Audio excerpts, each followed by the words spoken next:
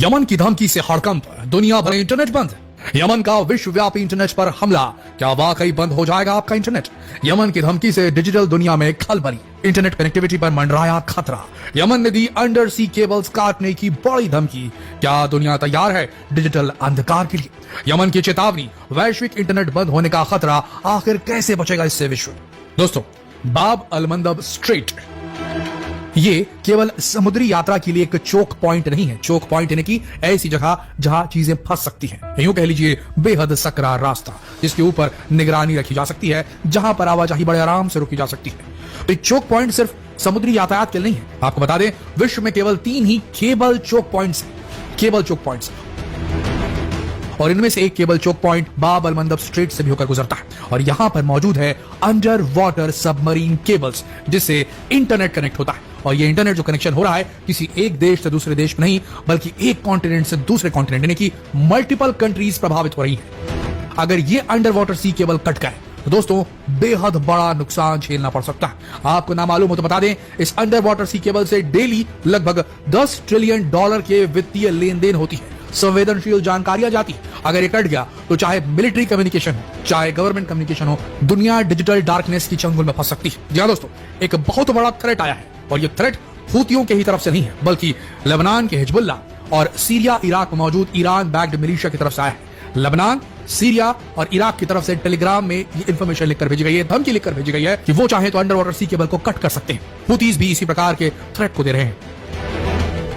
Global communication infrastructure को अगर इतना बड़ा धक्का लगा तो दोस्तों तबाही आ जाएगी। आपको बता दें, ये अंडर वाटर सी केबल जो बाब अल मंदब स्ट्रेट से निकल रहा है, इसमें क्रिटिकल इंटरनेशनल डेटा फ्लो लगातार चलता रहता है, फाइनेंशियल ट्रांजैक्शन चलते रहते हैं, और ये फाइनेंशियल ट्रांजैक्शन को छोटे मोटे नहीं, $10 ट्रिलियन के डेली ट्रांजैक्शन होते हैं इन तारों के माध्यम से।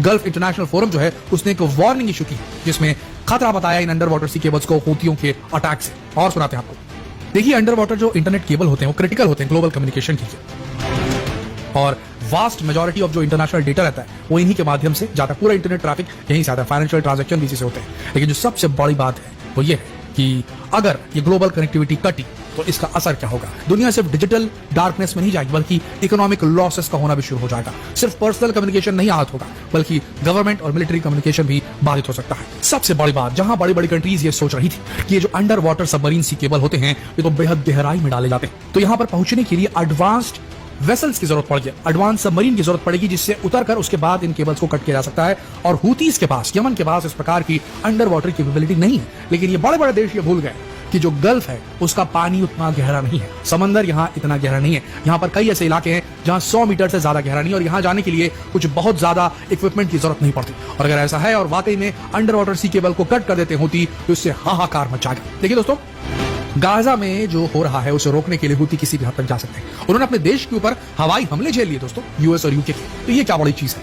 अब वो बुरी तरीके से झुंझला चुके हैं। हूती विद्रोहियों ने जितना करना था उन्होंने किया, लगातार शिप्स को टारगेट किया, लगातार अपनी जमीन पर बड़े बड़े अमेरिकी और ब्रिटेन के हमले झेले। लेकिन इसके बाद भी गाजा के ऊपर में हमले करना बंद नहीं कर रहा है इजराइल, और अमेरिका भी यमन को रोकने से पीछे नहीं हट रहा। कुल मिलाकर देखा जाए तो झुंझलाहट में लिया गया एक बड़ा फैसला नजर आता है। अगर ये धमकी एकदम सही है तो यमन के हूती ग्रुप जो है वो बौखला चुके हैं, और वो हर वो स्टेप उठाना चाहते हैं जिससे भले उनका भी नुकसान हो जाए, साथ में दुनिया को भी एक धमकी मिले, दुनिया को भी एक नुकसान मिले। दुनिया इस बात को जाने कि गाजा के अंदर बहुत बड़ा नरसंहार हो रहा है, और इसके लिए हम ये सारे काम कर रहे हैं। तो अब हूतियों ने जो स्टेप लिया है यह है तो बड़ा भयावह, और इससे सिर्फ इजराइल को नहीं नुकसान होगा, ऐसी बहुत सारी कंट्रीज होंगी इर्द गिर्द की जिन्हें बहुत बड़ा नुकसान होगा, और इससे यमन जो है उसकी इमेज भी खराब हो जाएगी एक हिसाब से देखा जाए तो। लेकिन हूतियों के पास कोई चारा नहीं बचा है मालूम पड़ता है। और कुल मिलाकर देखा जाए तो अगर सबमरीन केबल वहां के काट दिए जाते हैं, उसके बाद यूएन भी एकदम से यमन के खिलाफ हो जाएगा। तो ये जो स्टेप उठाया जा रहा है यमन की तरफ से, और इसमें हिजबुल्ला और दूसरे गुट भी जो शामिल हो रहे हैं, वो बेहद गलत मालूम पड़ता है। अगर हूतियों ने इस केबल को काटा तो उन्हें जो दुनिया भर की सिंपैथी मिल रही है कि यमन अकेला देश है जो इस्लामिक कंट्री के लिए खड़ा है, जो गाजा के लिए खड़ा है, वो उसे मिलना बंद हो सकता है। ये वो इलाका है जहां दुनिया के सबसे रईस लोग रहते हैं, सऊदी अरब, यूएई, और यहाँ पर डेली $10 ट्रिलियन का ट्रांजैक्शन होता है। ऐसी स्थिति में यहाँ पर अगर केबल कट जाता है तो इससे नुकसान होगा, बहुत बड़ा नुकसान होगा। हो सकता है इंटरनेशनल एक्शन और इंटरनेशनल सैंक्शंस का एक नया दौर शुरू हो जाए यमन के हूती विद्रोहियों के खिलाफ। अब देखना यह होगा कि क्या इस जंग में इस प्रकार का एक नया मोड़ आता है जिसमें यमन को दबाने का एक मौका मिल जाता है खुद यमन के हूती विद्रोहियों की वजह से। जी हाँ दोस्तों, इंटरनेट केबल काटने से कहीं पर भी गाजा के लिए प्रोटेस्ट सक्सेसफुल नहीं हो सकता, पर अगर ऐसा किया गया तो ये यमन के लिए जरूर खराब हो सकता है। यमन के लिए एक बहुत बड़ा सेटबैक हो सकता है। इस पर आपकी क्या राय है, ये जरूर हमें बताएं नीचे कमेंट सेक्शन में लिखकर।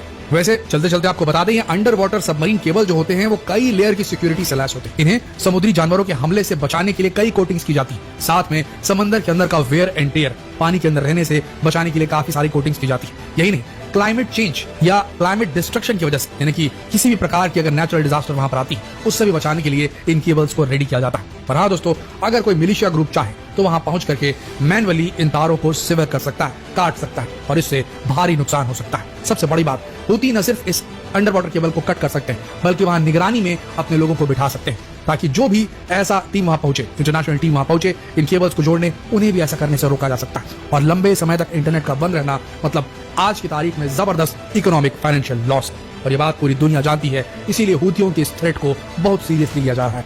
देखना यह होगा कि क्या वाकई में हिजबुल्लाह, हूती, इस प्रकार के जितने भी प्रॉक्सी ग्रुप्स हैं, क्या वो इतना बड़ा कदम उठाएंगे? क्या वो वाकई में इंटरनेट से केबल कट करके पूरी तरीके से दुनिया के बहुत बड़े इलाके में, बहुत बड़े महाद्वीपों के बीच में इंटरनेट के कनेक्शन को रोक देंगे? क्या लगता है आपको दोस्तों? नीचे कमेंट सेक्शन में अपनी राय जरूर